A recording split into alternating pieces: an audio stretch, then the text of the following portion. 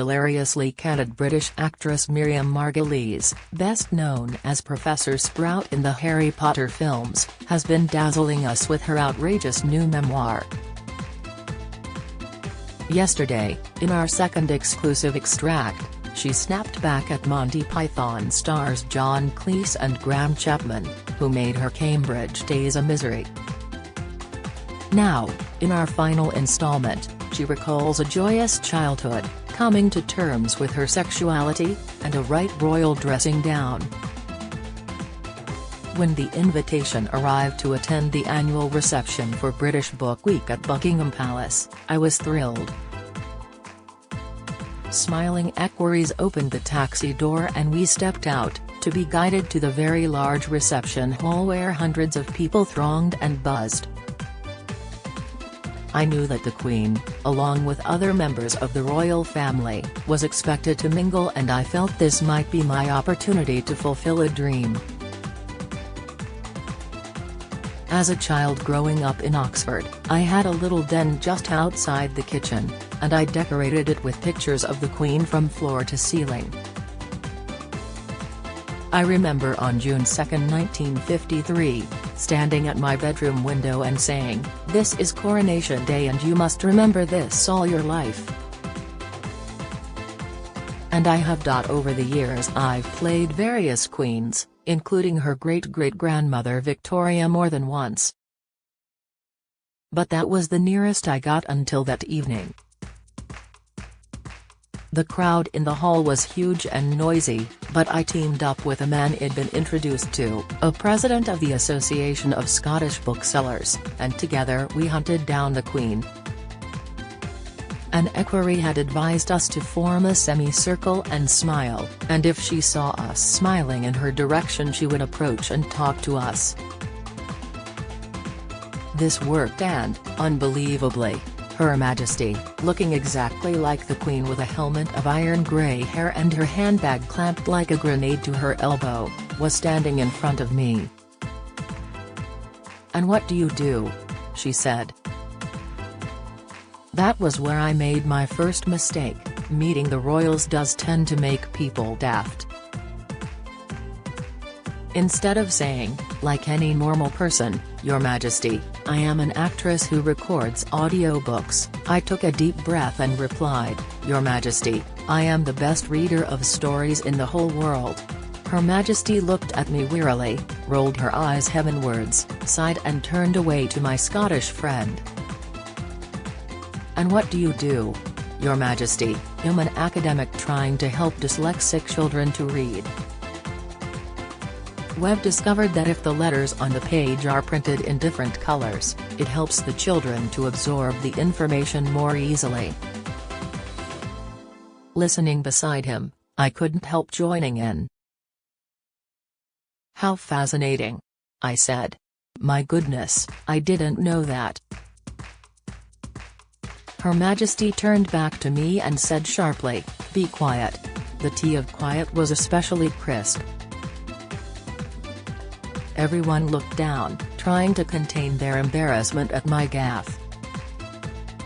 Undeterred, I spoke again, "I'm so sorry, Your Majesty, I got carried away with excitement." The Queen rolled her eyes, again, and started talking about how that morning she had visited a London school and been fascinated by the way English literature was taught there. I was keen to respond, so, once more, ignoring the royal request for my silence, I blurted, "But, you see, Your Majesty, we are so lucky to be born English and to have English as our first language. Imagine, for example, Your Majesty, if we had been born." I paused, looking for a country that didn't boast much of a literature, and came up with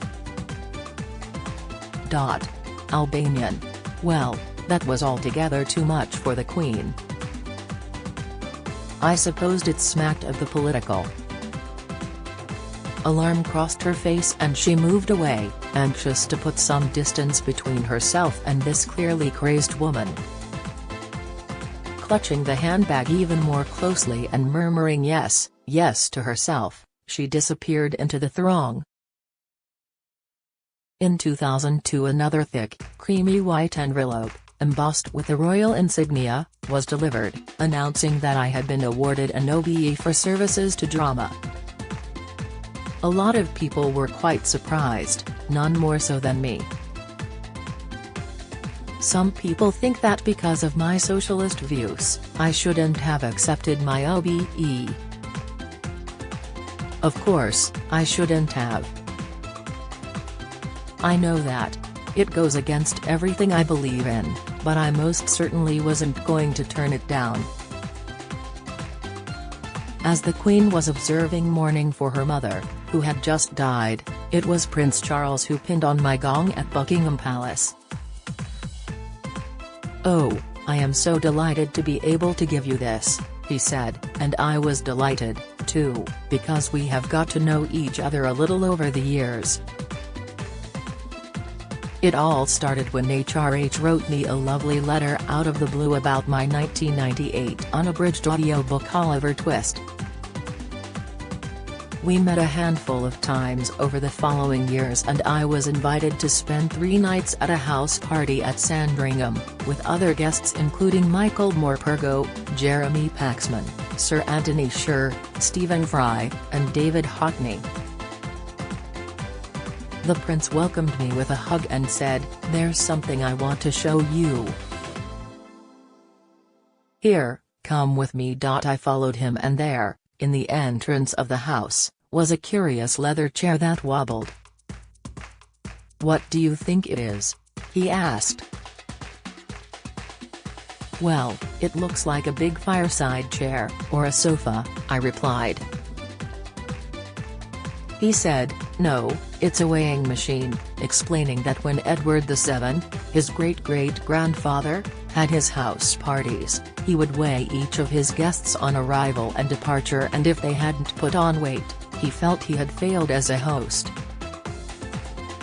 He showed me the old original weighing book with all the famous people with their weights noted alongside. What a terrifying thing to see as a guest. I said, "I hope you're not thinking of weighing me." The weekend continued swimmingly, so much so, I even went swimming with Camilla at Holcombe Sands. She and Prince Charles are cracking good hosts, the food is spectacularly good, and to crown it all, I was given a doggy bag of grouse to take home. As always when such lovely things happen, I wished my parents had been alive to cavell, the Jewish word meaning to feel proud. Everything they worked for, every sacrifice they made, was to make my life better, but in many respects my mother and father were two opposites attracting. Tempestuous and immoderate, Mummy looked like a short and stout Gracie Fields and she did all the housework in the nude. Our maids and au pair girls found it a tad discomforting at first, but Mummy liked to get it done, then have a bath. Daddy was far more straight-laced. Like many Scottish second-generation immigrant Jews, he was born in the Great Glasgow slum, the Gorbals, in 1899. He won a scholarship to grammar school, later studying medicine at Glasgow University and moving to London to become a GP in working-class East Ham. Mummy also came from a poor background. Born in 1905, she was raised in southeast London and was a passionate and determined social climber.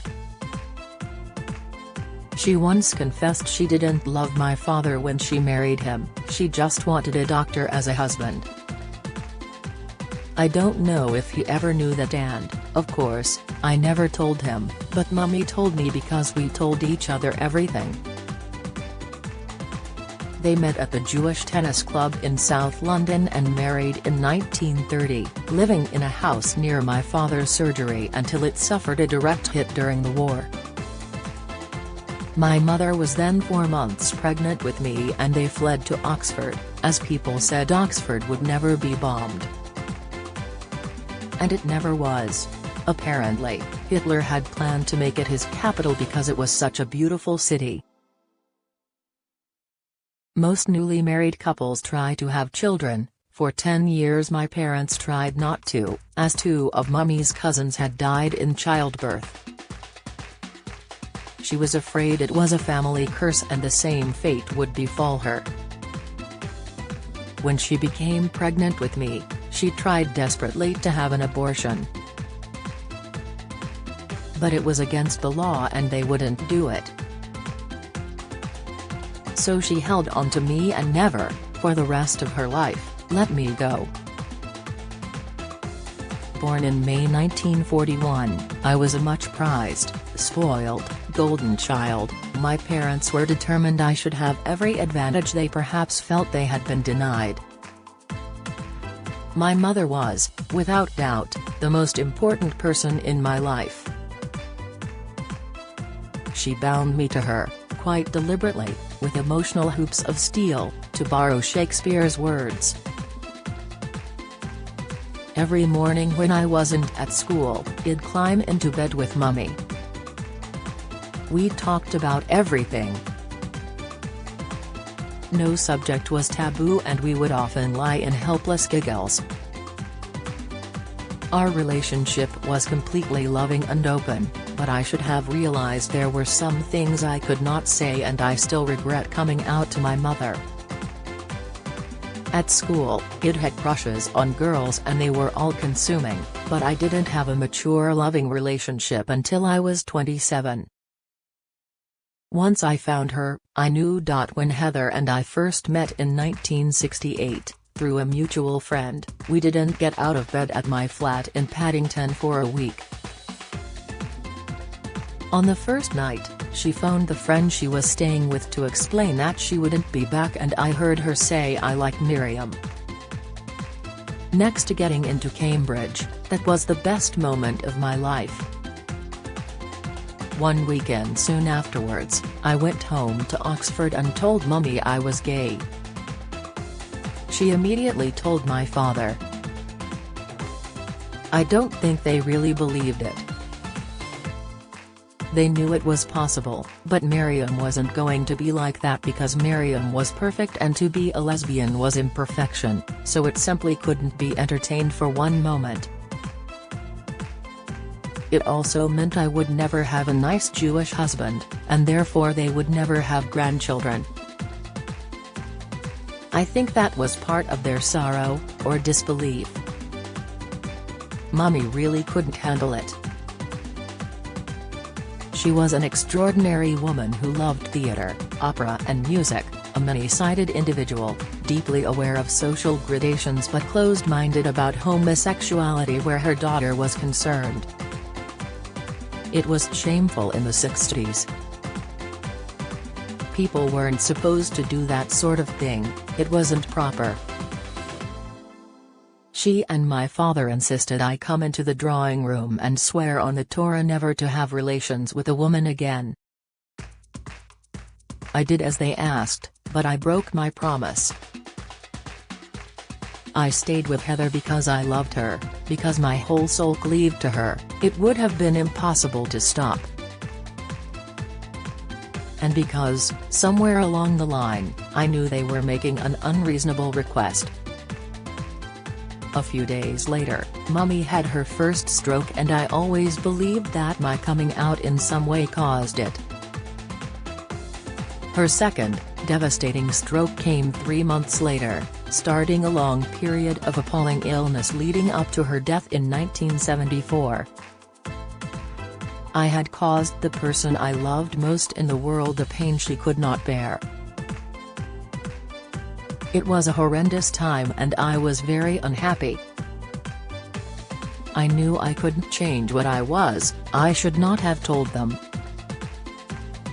I realize now that it's indulgent of those of us who are gay to say you've got to know this, to share this.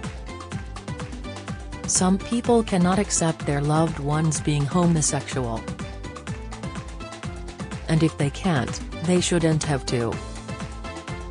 My friend Ian McKellen and I have a constant difference of opinion on this matter. He feels you should come out as an encouragement to others and be true to yourself. And I say, It depends who you're coming out to.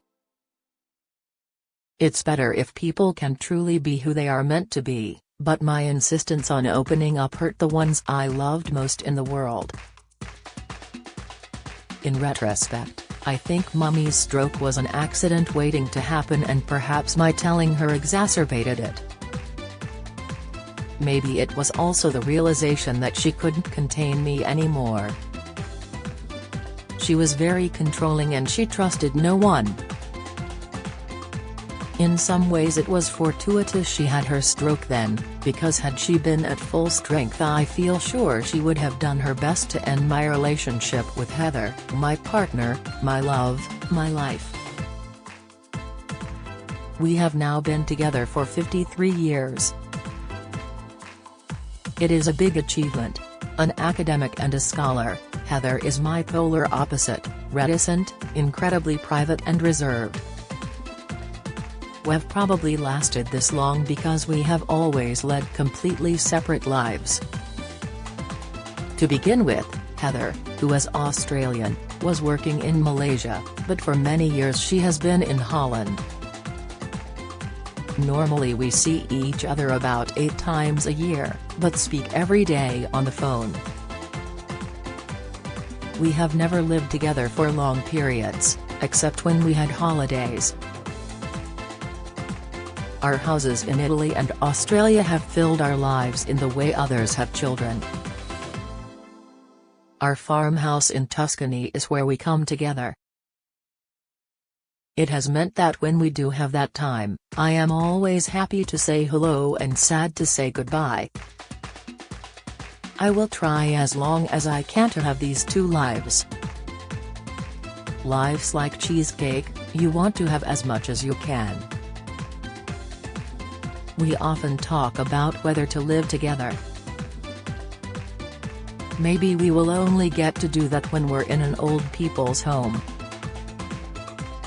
I always had the idea that we would build our own and gather our friends there, and that's what I'd still like to do. There would be a library and a garden and memories shared.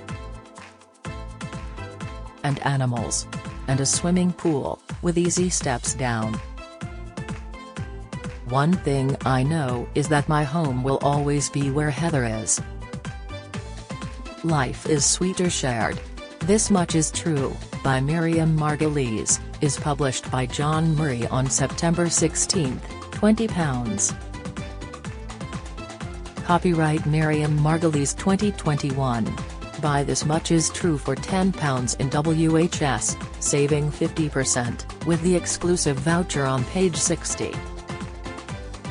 Offer valid until September 22, 2021.